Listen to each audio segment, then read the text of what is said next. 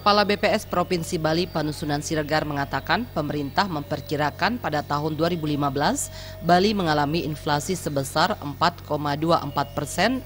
Namun berdasarkan data yang dihimpun BPS hingga memasuki bulan ke-9, inflasi yang terjadi hanya 1,9%. Artinya hingga 3 bulan ke depan, BPS optimis inflasi Bali tidak akan mencapai angka 4,2%.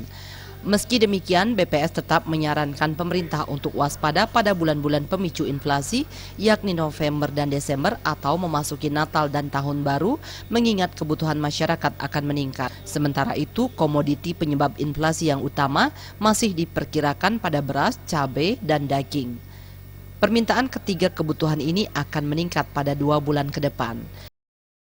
Kalau ditargetkan di RPJMD misalnya 4,2, rasanya sih optimis target itu tidak terlampaui. Karena kita sekarang tinggal 3 bulan lagi.